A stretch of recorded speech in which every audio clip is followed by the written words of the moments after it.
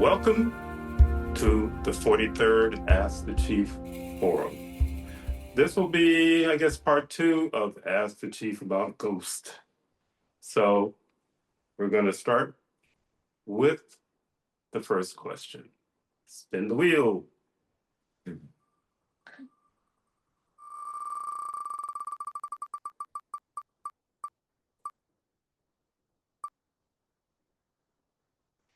Number one. Number one. Hello, I have number one. So the question is, what are some of the common haunting stunts or tricks that ghosts like to play on people? What are the common tricks and stunts that ghosts like to play on people? Well, they definitely do seem to have a routine, a lot of them.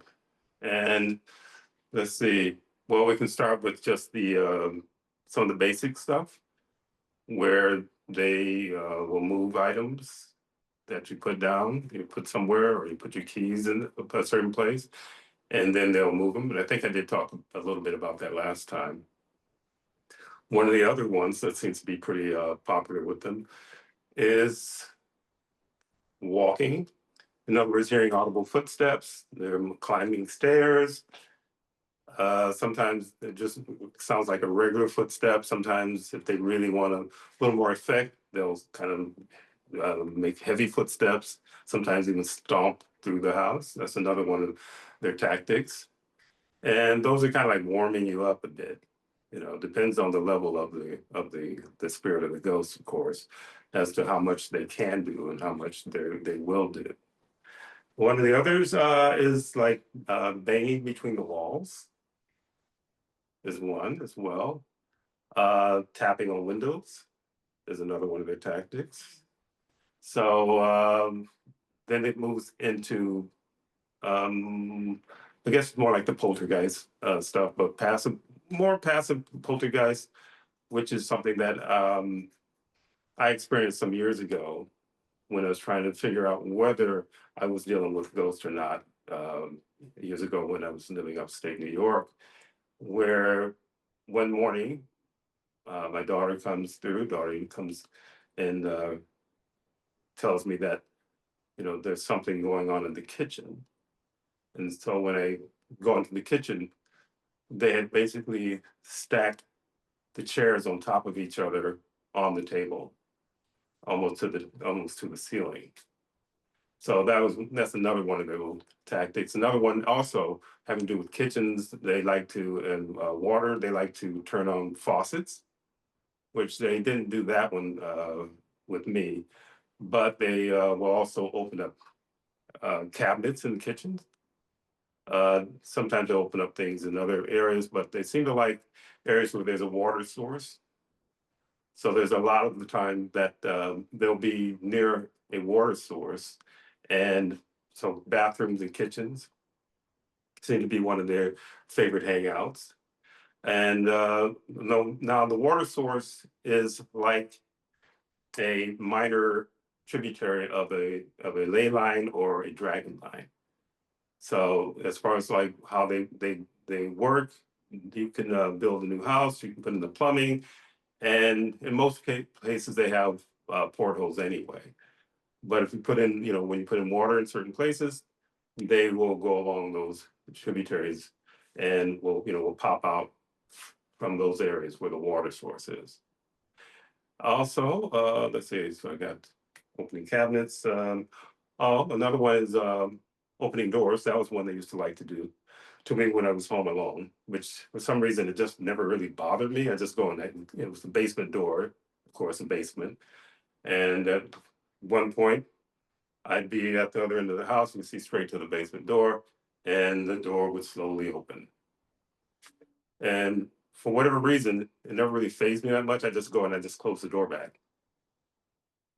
Also, they like to open and close doors. That's another one of their tactics, like opening doors sometimes and slamming doors closed. They never did the slamming door business, but they did do regular, almost every evening, opening the basement door. And at the time, it's just what for whatever reason I was just preoccupied with, business and what I was doing as far as like making a living and all of that, to where I just didn't have the patience for it. I just would just close the door and and then just go about my business. Um, let's see. There's also, if you have pets, they will show up in areas where they know that the pet's going to, notice them. So you end up with a situation where you have like, cats watching something moving across the room or staring at a corner. They seem to like corners for some reason. And it's interesting how corners are. It's like where corners meet, even if the room is lit, there's always seems to be a bit of a shadow in the corner. I'm not exactly sure about the physics of that or not. And I remember when I was in art school and we were doing interiors and things like that, they would always tell you that the corners always have a little bit more shadow, even if it's a well-lit room. So they like, in other words, they like the darkness, and sometimes they may actually be the shadow themselves. So another one was like, well, it depends on animals because they can possess animals. I think I talked about that last time as well, where um, I guess one of my favorite characters at that time was Moto would see what, in other words, the kitchen was off, let's see, all the way to the one end of the house, the basement door is all the way at the other end of the house. And so the kitchen's off to the left, and there's a hallway where you can see straight to the other end of the house where the basement door was. And Moto would go into the hallway and he would look down towards the basement door and he would start barking. And then he just, run to the kitchen, then he'd go back out and then he'd start barking. Now, when he was possessed, like I said, he liked they like to harass Ms. Oracle L. So there was a period where Ms. Oracle L would be in the kitchen and he'd go out in the hall and look down towards the basement door, and then he'd run towards the basement door and then he'd come back. And that's Ms. so I know he's seeing something, so what's going on? And she'd be a little annoyed, said, no, he'll go and get them and bring them down to the kitchen. Whatever the ghost was, he'd bring it to the kitchen to pester her. So that's one of the other things that, that was pretty much, I guess, particular to him. I never really heard too many people talking about their pets going and bringing ghosts back with them or anything like that. But that was one of the things that he liked to do.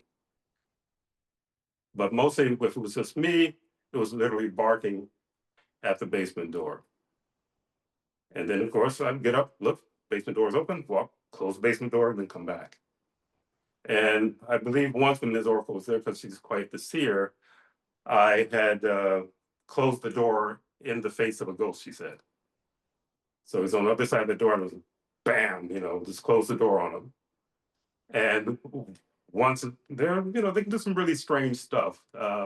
I've seen, well, I've observed, you might as well say, videos being described having to do with them ramping up their hauntings. So there's been some hauntings where they caught on video where hands coming out of the ceiling, or there's another one I think that's out of Japan where the ghost would put fingerprints on the walls, but way higher than a person could reach without using a ladder. Also, footprints of children walking up the wall. They have a lot of techniques there. Also, there was one that was really interesting where they got quite creative, where someone opened a closet and they did like a flower thing with a bunch of arms and hands coming out, which they caught on video. I usually check them out to see if it's fake or not, and it wasn't fake. But of course, it was during the time when they were getting less essence from their scares. So they were still scaring people, but their ability to, uh, in other words, get sustenance from what they were doing was starting to wane. So that's where you see, I think I mentioned that. Also, some that would be part of the hierarchy would start to come through to see what was going on, and they would come in and they would do their own scare tactics. And those are usually a lot of those were the ones who would be robed with like a pasty face, sometimes a face kind of looks like a mask or something like that. And one would think, oh, somebody in the house, a family member or unit or something trying to scare them. But it would be a situation where that person's the only one in the house. And once they open the door again, they slam the door. Usually they would slam the door, scream, and run away, and wouldn't come back. But on the rare occasions when they would, look again, there'd be no one in the closet. And closets seem to be one of their favorite places, also. And I believe, and they portrayed that even in the movie I talk about from time to time called Monsters Inc., where all the monsters will come out of closets. Also, they like there are those who like to be under beds as they can fit under beds. Sometimes they fit under beds that are a little too squat for a person to fit under. There are those who will they like to they'll touch. There are those who will touch people, but there are those who will kind of manhandle children as well. So there's been situations where a kid would get grabbed by a leg and pulled under a bed. So there's definitely a number of videos you might be able to find.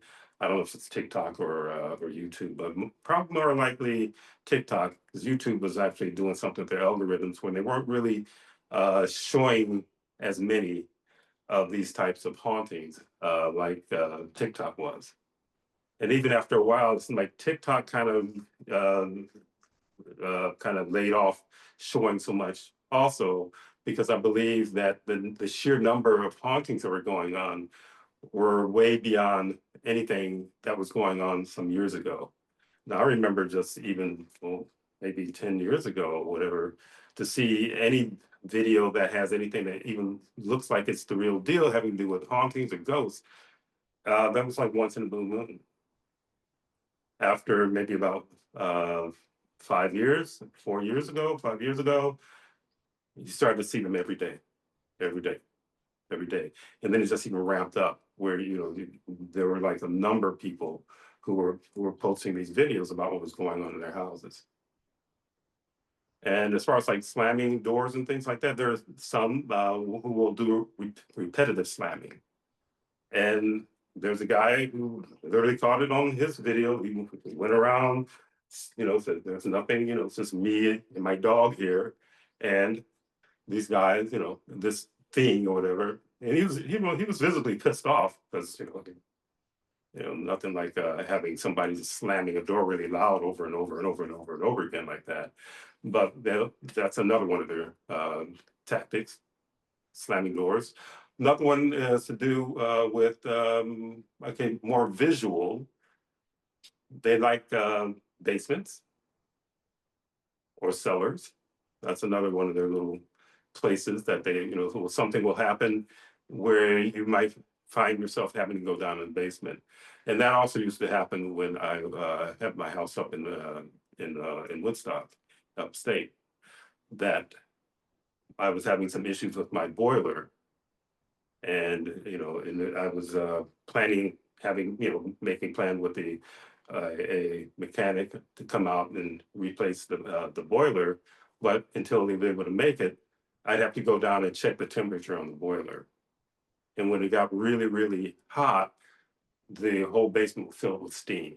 And I had a basement that went from one end of the house to the other. So that's a lot of steam and a lot of heat.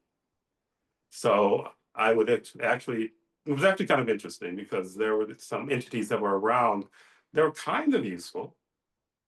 Uh, and that's what's happening when Ms. Orpel was staying with me and my family units at the time as well, where she, we were sitting at the dinner table and she said, I think you're going to have to go down and check your boiler. The temperature is at this temperature. I forgot the temperature now, but it was high. And I said, okay. I said, I trust your vision, Ms. L. So I went down, and sure enough, the basement was full of steam, and the temperature was exactly where they told her it was going to be. which means that I had to turn it off. And of course, when I went down there, I would immediately feel what, who was down there. And it usually was more than one. And sometimes I just end up having to talk to it and say, you need to back the hell up. So I'm not dealing with this crap right now. Back up. So it's like you're working, and you can still feel them. That's another word tactic. It's also like closing in on your personal space. So I'm busy doing what I got to do, but I can feel them like right up, like right looking over my shoulder or whatever, or almost like looking at the back of your head or something like that. So that's another one of the tactics. But again, I was more concerned about having a larger bill than whether there are ghosts in my basement. Mhm. So whenever anything happened, I was the one in the house who had to go down there, and it's like, okay, the classic, the man of the house, and that's not really what it was about. It's about I need to take care of this. If I don't take care of this, when it was more problems, so I would just go down there and deal with it. Um, One of my sister units was other than Ms. Orgel was staying with us for a while, and she had like a table saw situation. She used to do a lot of crafts and so on. And she said, yeah, she would go down there to work on projects, and she would find herself telling them, get lost because she's busy trying to measure wood and cut wood. And she said, yeah, she said, yeah, they're pretty active down here.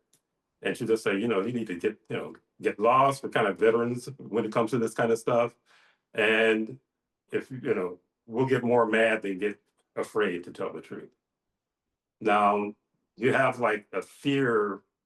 Um, I don't know what to call it. It's like I don't want to call it like a button because it's always compressed. So there's always going to be something that they're going to throw at you at some point, even if it's mild or even if it's intense. And I'm not talking about ghost throwing at you, but they will use that to get essence out of you. So the whole idea was that you go down there and they're just feeding, they're just making you nervous, and if they can't get a terror essence, they'll get a nervous essence from you, which is still better than nothing. So they'll get a nervous essence, and then it can go to fear, and then it can go to just panic or just being terrorized. I've never reached a level of being terrorized, but there are times that I would feel uncomfortable and afraid to go to sleep because there's some things hovering around. And it's like if I was to fall asleep amongst a bunch of strangers on the street, I'm not going to do that. So it's like the same kind of attitude that I had when I had to deal with situations where there were spirits in, for instance, as I mentioned, probably in the last one, in my studio where I did a lot of my work. And then I'm working long hours, and then I just had like this mat that I had laid out, and I'd say I'll take an hour nap or something like that, and they wouldn't allow because I would just feel them, and it's like it's like falling asleep, in New York City on the subway in the middle of the night. You don't do that. And so they would get that type of nervous kind of energy from me. And it could say that it was bordering on fear because I definitely, for years, from when I was younger, definitely had a fear. But as I got older, it moved more towards just being uncomfortable. And then later, I just got to the point where I would just get annoyed. Now, in the basement, and I was talking about kitchens and bathrooms where there's a water source. Um, and I might go into something about dragon lines and ley lines later. I might even do a conversation, interview with the other side about it. That there are ley lines, all rivers are like ley lines or dragon lines. Streams are smaller ley lines or dragon lines. Then you have the water that runs underground.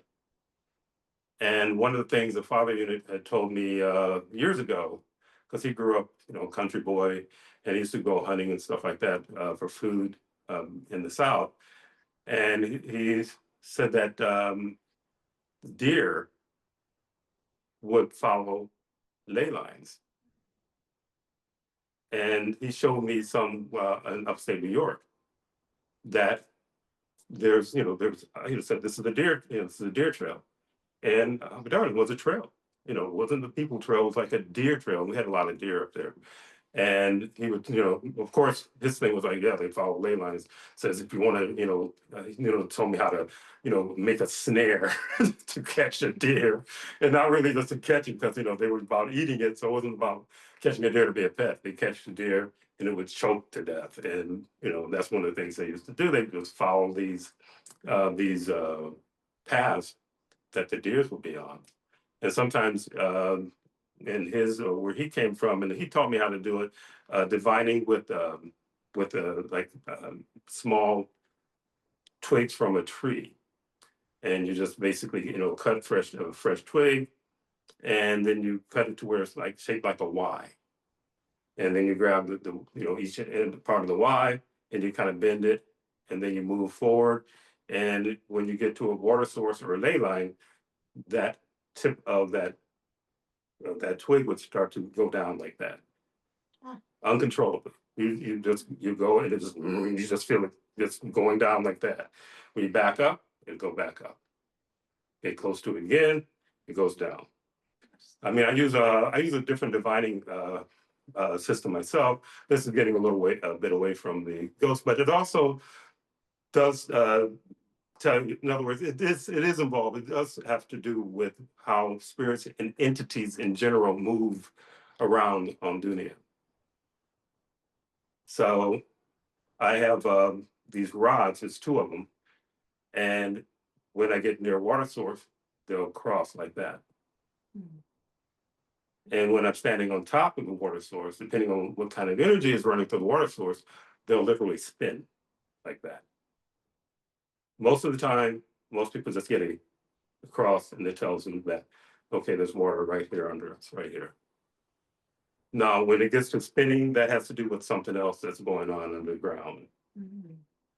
So it can be a strong energy source uh, that may be sitting in or on a ley line, or it's a strong energy source. Well, you're getting that you never really find them separate from the ley line. You always find them on an energetic ley line.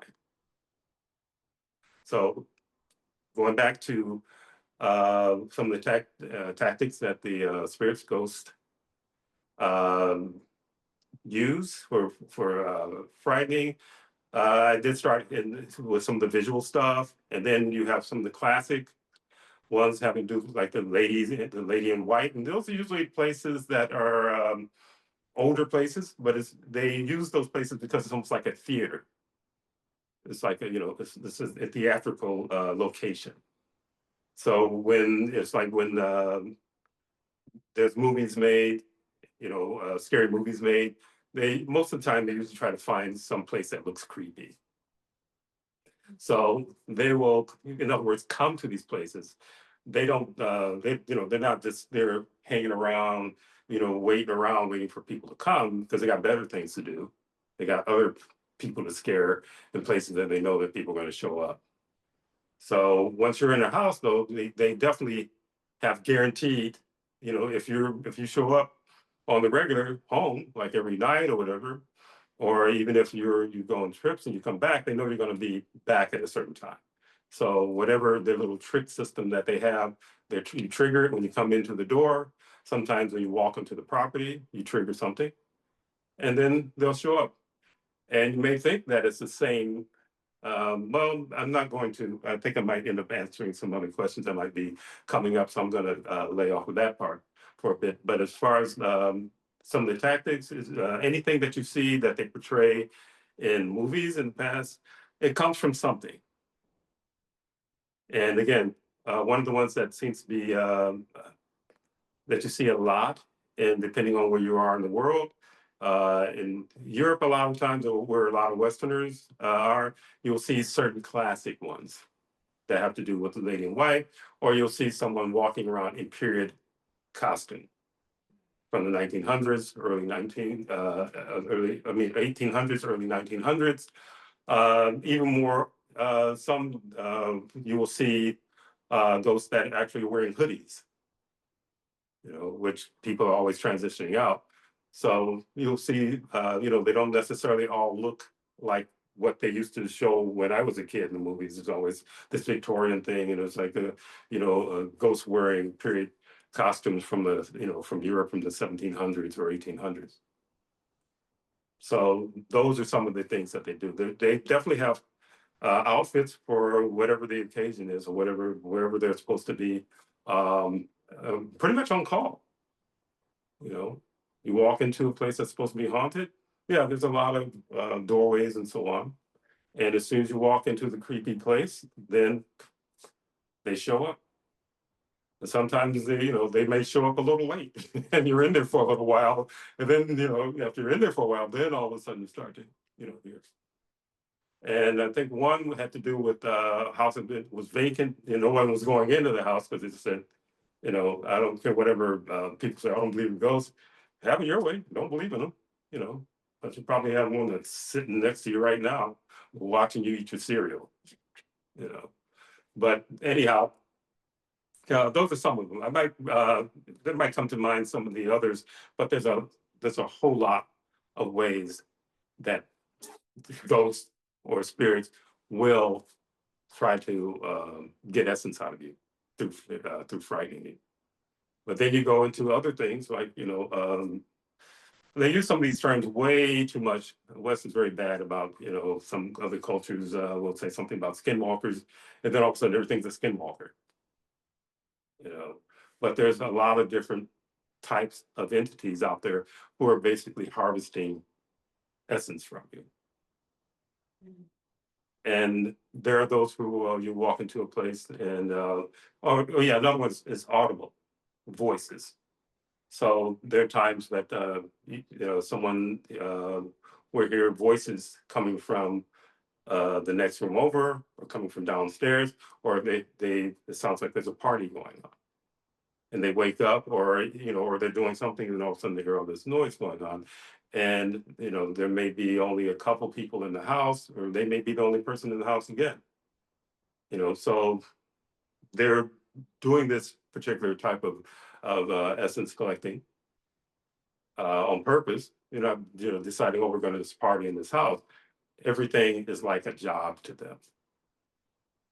So the person goes down the stairs, even if they like sneaking down, and they think they're going to sneak up on whoever's down there, whatever, and they walk, into the room, and sound disappears like that. That happens a lot, actually. Or there sounds like two people arguing in another room, and so what the hell's going on? It doesn't even sound like anyone is in my family. They go open the door, nobody's there. So what does that do? It makes you kind of creeps you out. It means you get creeped out, essence. They're getting exactly what they want from you.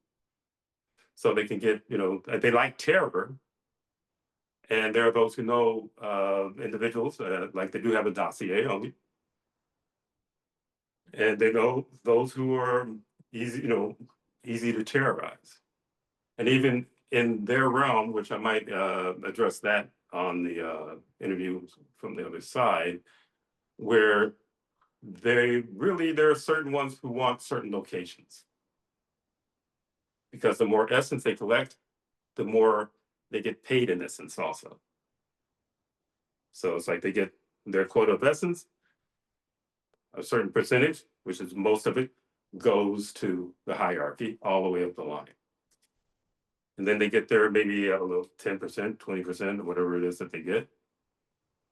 And that's enough for them to, exist and do what they need to do for the most part.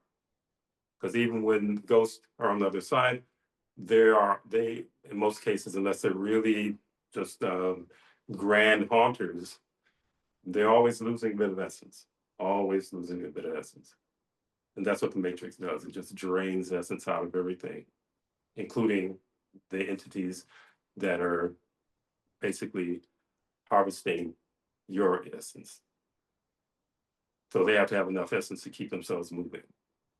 So depending on it mirrors the Matrix. It's like what they call a working poor.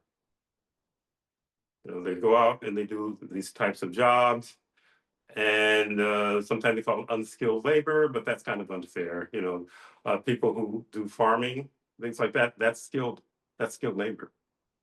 You know, a banker, unless he grew up on a farm, he's not going to be able to grow crops. But they will get paid barely enough to survive, always in dire straits. Or their jockeys will cause them to overspend so that they can get that essence from them sweating bullets about how am I going to pay my bills? How I'm going to pay, my rent. Okay, so in the end, when we talk about anything having to do with ghosts or whatever, we're talking about the harvesting of essence. So I think that's pretty much what I'm going to say on that, because I don't want to start answering questions for other questions coming up. But I'll leave it right there, and then we can go to the next question. Okay, now spin the wheel. Number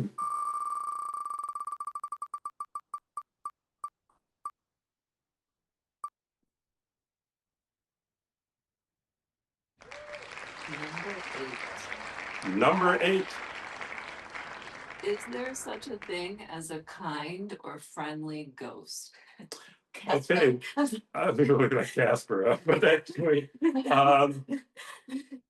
not really. To tell the truth, if you find a situation where there are individuals who do believe that they're ghosts of their family units who come to look over them and keep them out of harm's way. Sometimes people, well, I would say most of the times they're mistaking, if not all the times, they're mistaking an entity coming in and keeping you from maybe walking down into an empty elevator shaft, or something pulls you back and there's no one back there, pulls you back.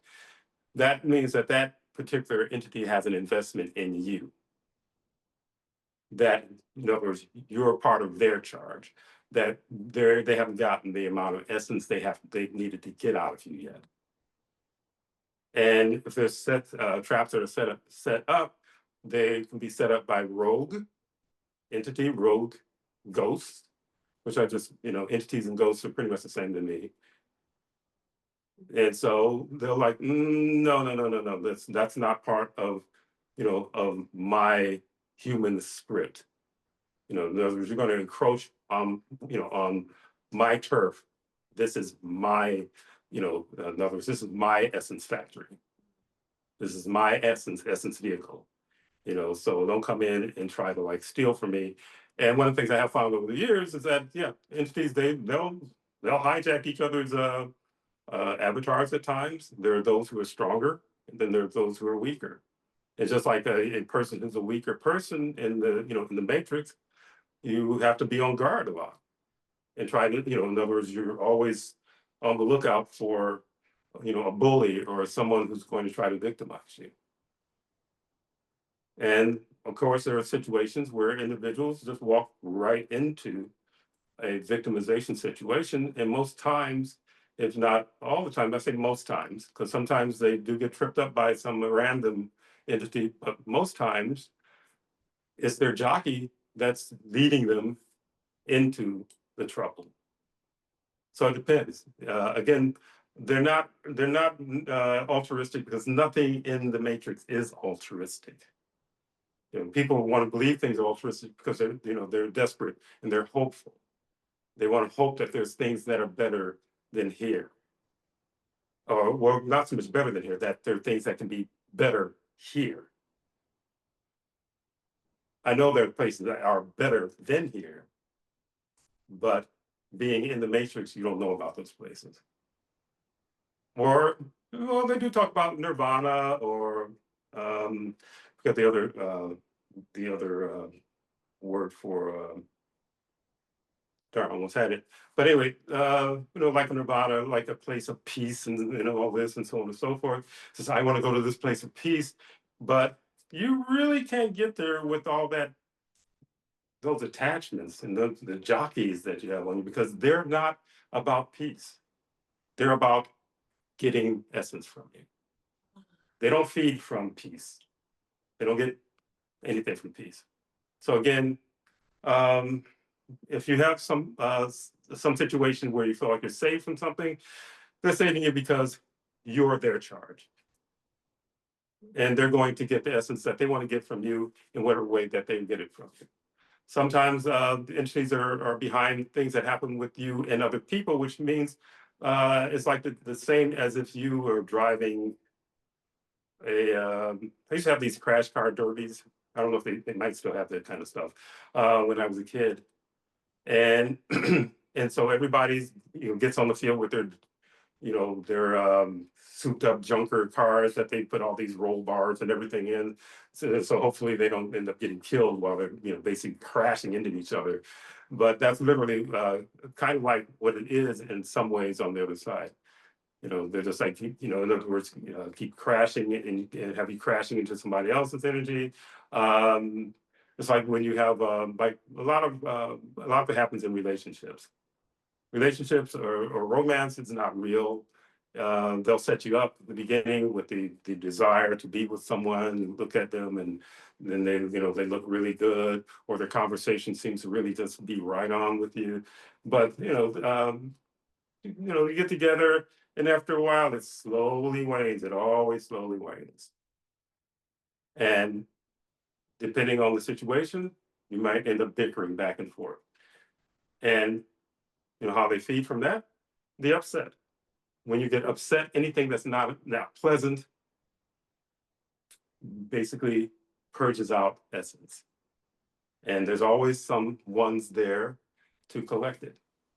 Even if it's like in Monsters Inc., I think they have some kind of like a vacuum thing or whatever to vacuum the screams.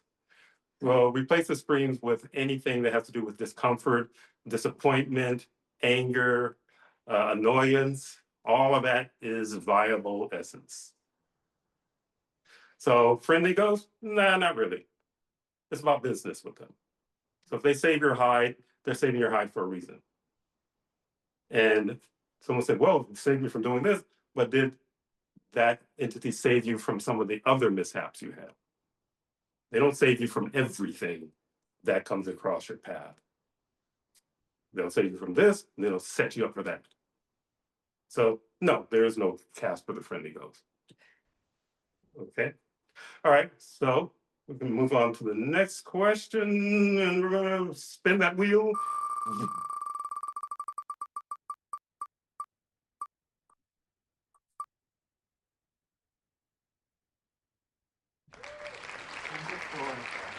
Number 4.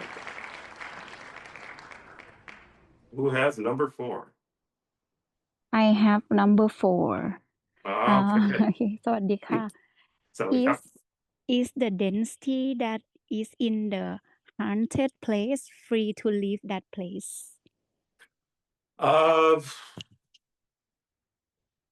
Yeah, that's it's kind of like yes and no, but they're not always in that place. There are those who get assigned to places. So if they're assigned to a certain place, but it doesn't mean that they're always there. It's like the fire department, for instance. That there are those who will be on call at the fire department, so that there's always somebody. Depends on how in other words, how large the fire department is. So there may be individuals on call. They do shifts. So you have a certain number of individuals who are on, who sleep at the fire department. And when there's a fire, someone calls it in, then they get dressed and then they zip off to where the fire is. And with ghosts, from my interaction with them, from what I understand, is not that much different.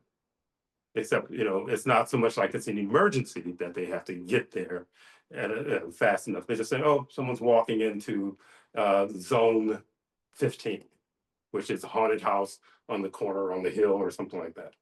Someone just triggered, tripped a line, and we have not possible, so we'll have definite food, because people are trained to be afraid in this world. So we have definite food. But it depends on the level. Depending if someone's used to a lot of this kind of stuff, you might find them being very, very uncomfortable. And they may stick around, but the longer they stick around with the discomfort, the longer the ghost spirits, whoever they are, will stick around and feed off them. And they'll feed off them until they finally leave. And then once they leave and they know they're not coming back, then they go back to the fire department, or they go back to wherever they're chilling out. So as far as like being stuck, no, it's like you being on call at the hospital or something. You may not like having to be on call because at 2 in the morning you get a call and you got to show up at the hospital for something. So it's like I said, it's like similar to like the fire department, similar to any situation. It's like when we're talking about hospitals, like doctors who are on call when they're doing their residency. They have to be available at a certain time that's not really a convenient time to be definitely in the middle of the night, and sometimes they just keep working them. But I would say that there may be cases like that because this world is patterned after the other world. So if there's situations where here you have a job and you're being just kind of like worn out, but they won't kill you, but they'll definitely have you walking around in the days half the time, depending on how long you're on call. And sometimes they have that happen as far as with hauntings. And not all haunters, not all haunters haunt at the same intensity. Depends on where you are on that hierarchy of haunters, lower to upper. And like I said, usually those on the upper, they don't really show up that much. They just basically relegate duties to others because they work their way up to that point. So as far as like being stuck, nah, they're just assigned. And just like in the human world, you can put in for a change of assignment. The hierarchy will accept it or they won't accept it. Pretty similar. Okay. If anyone has any questions, feel free to ask. But with that one, I think I don't know if I can go any further with that one. So we're going to just move to the next question and spinning that wheel. Yes, we go.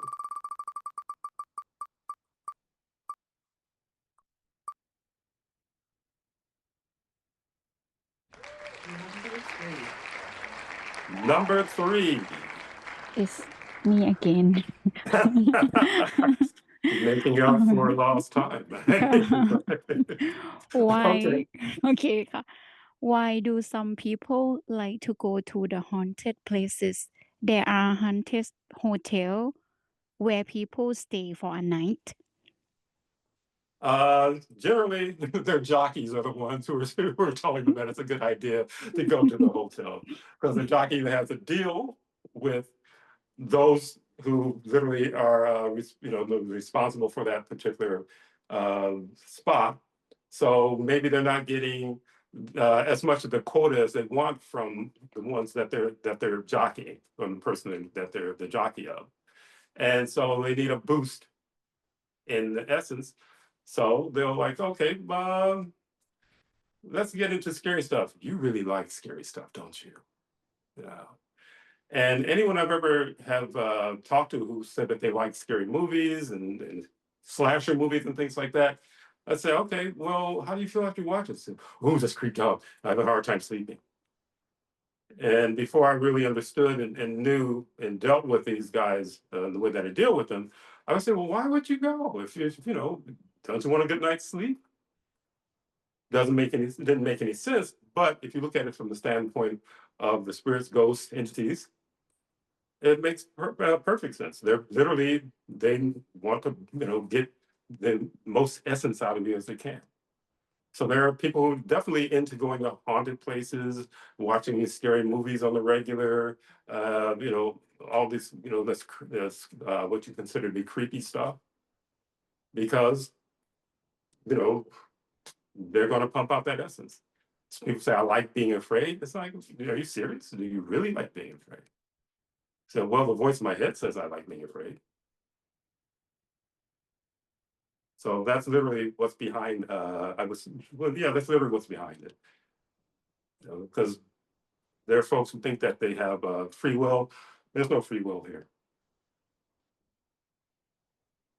Most everyone has a jockey, which means that the jockey influences everything that you do.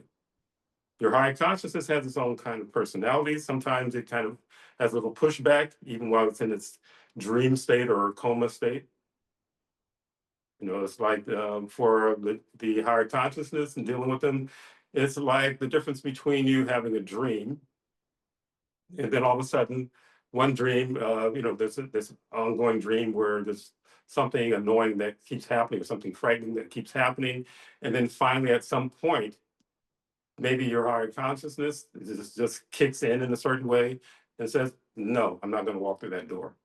Because every time I walk through that door, something bad happens. It said, nope, I'm not going to walk through that door.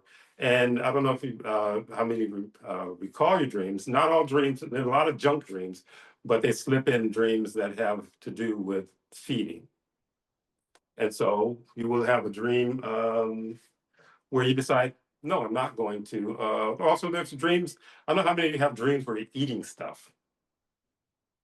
Those are spirit dreams. So eating things in a dream, not a good idea. And I can say that, I haven't had dreams when I was a lot younger. From time to time, I would have a dream, and they knew how to get me because I was a little candy fiend when I was, around 8, 9 years old. So, put a stick of licorice there, I'm going to eat it. But what it does, it weakens your energy. It's like it puts it like a coating in your energy. So if they want something more out of you, they will code you. They will code you in your dream. And it depends on what they want. It's not always the same thing. But guaranteed, it doesn't benefit you, it'll benefit them. And sometimes if you have a dream where you decide, no, I'm not going to walk, every time I walk through that door, there's somebody standing behind me with an axe. Or I walk into this building and then I get chased by some scary thing. So at some point, our consciousness says, this doesn't make any sense. Maybe it's in a drowsy state of trying to wake up or something in some way. And you said, nah, I'm not gonna go. I'm not gonna open that door. I'm not gonna go in there. There are times where someone else will show up in your dream, say, come on, let's go, let's go. And that's them just trying to basically lead you into a scenario where again, you're going to basically expel all of this essence from your fear and your terror for them to benefit from. And I don't know if you've ever dealt with a disappointed entity where you might have literally your logic, your true logic, kicks in and says, nope, I'm not going to do that. But then you have a series of annoyances that happen after that point. And a lot of times people won't pay attention to it because it's figured that that's life. Life can be annoying. Life can be problematic. So you just take it as just par for the course, man. I go to the coffee shop and just wanted to order my drink or whatever, and then I'm dealing with well, I think they're a little bit more with certain places. The baristas aren't allowed to have attitudes. In the past, it depended. You can go into one of these places like a Dunkin' Donuts, you can end up with somebody who's behind the counter who's having a bad day already. But literally, just that kind of situation starts to aggravate you or annoy you or whatever, and then the essence starts to flow. Annoyance essence.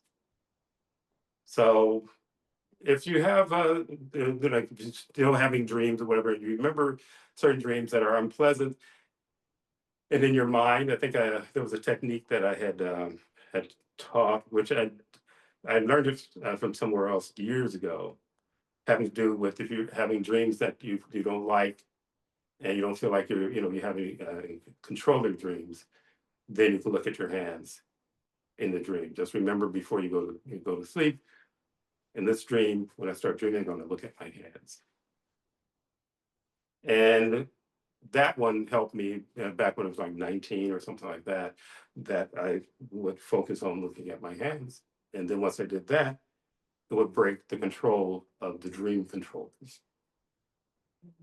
And it got to the point, there were times that I would break their control, then I would make the dream more interesting to me.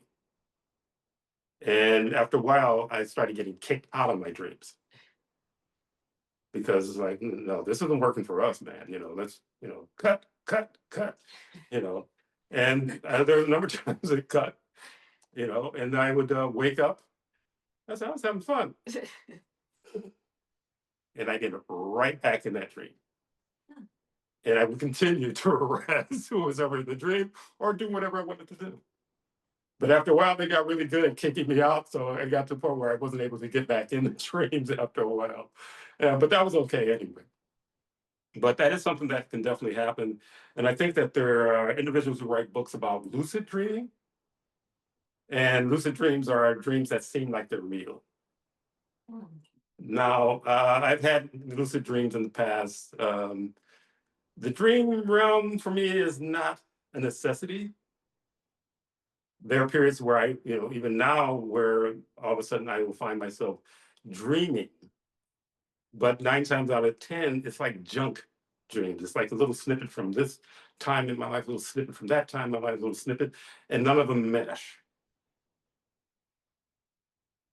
I mean, I had a recent dream with Moto in it. Moto was a male dog. And I'm picking Moto up. All of a sudden, he's a female dog. It's just junk. It doesn't really mean anything. So there's a lot of, so you end up with a lot of junk dreams. But again, I never found, well, I read a lot of stuff, and there are people who felt like, oh, dreams are necessary for the process. And nah, that's not what it's about. And as far as I'm concerned, it's up to whoever, if they want to believe that dreams are necessary. And, I'm not trying to, command anyone to do anything, but I'm telling you that dreams are not really necessary. And also, you don't even know where you're going when you're not dreaming in your sleep. How many of you know where you go when you're just sleeping and you're not dreaming? Oh.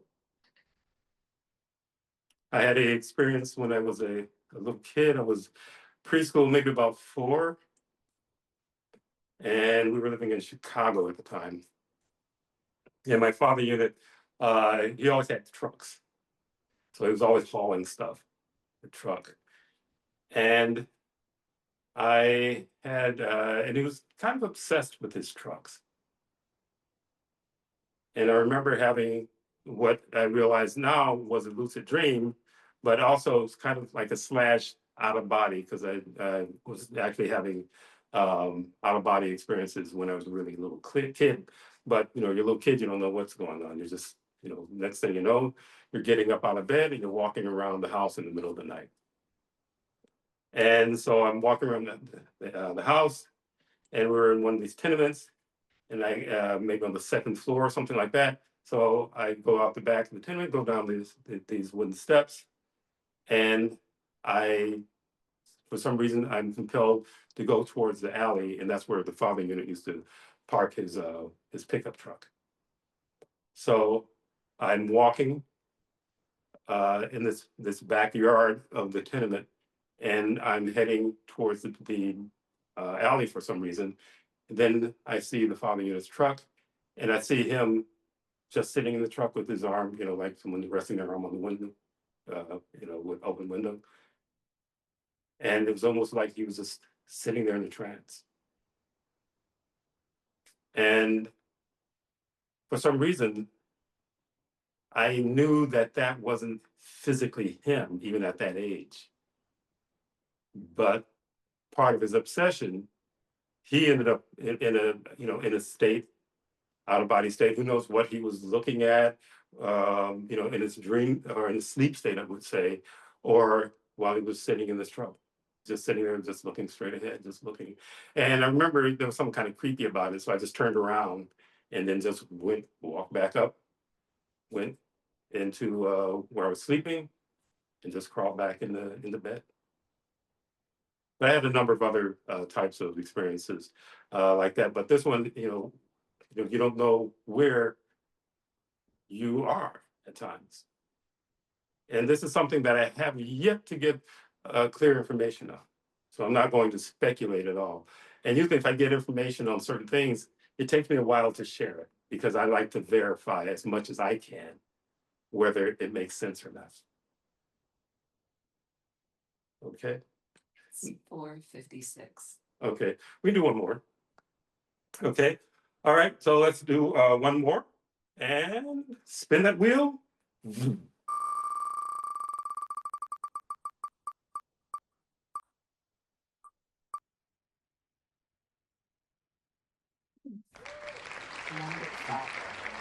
Number 5.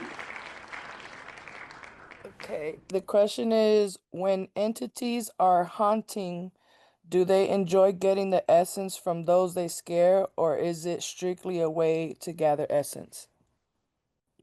It's like people in the Matrix.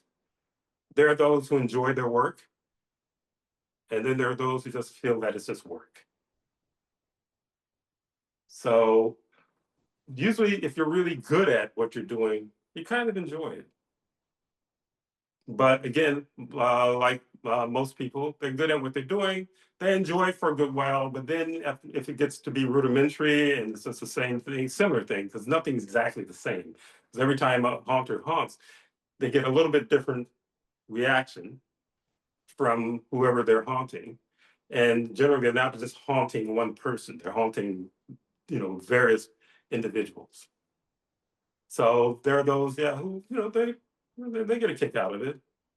Sometimes they do stuff like they gamble to see how much essence they're going to get out of a certain individual. Or if there's somebody that they can't seem to get as much essence out as they want, then they'll just like, I bet you can't get, this amount of essence out of that person. You know how some people are say, oh, leave it to me. I'll get essence out of that individual. And then it's almost like they bet essence to see if that person's going to be able to do it or not. And so it's like I said, similar to, and it's just how because people are based on the other side. So if you think that you're separate in how individuals function in their daily lives is separate from the other realm, think again. That's where you learn how to behave the way that you behave here from them. So individuals who, like I said, who can be jerks, jerks on the other side, jerks here. But again, it's not so super simple because there are usually a number of entities involved with each person inside of your avatar. And most of them 24/7. Sometimes there are those who come and go. It's just like you're like a walking factory of essence factory. And so sometimes there are other entities that come from hierarchy to check on quality control to see if they're getting the utmost amount of essence from the vehicle that they're basically driving or the factory that they're in charge of. Very similar. But some actually enjoy it, and some are like, it's just a job, just like people. Okay, so with that one, we're going to wrap it up for now. We still have a few questions left over. I may extend it to the next forum. But until then, everyone, thank you for coming, and you take care. Talk to you later. Bye. Thank you, Chief. You're welcome. Thank you, Kashif. You're welcome. Okay, everyone. Okay.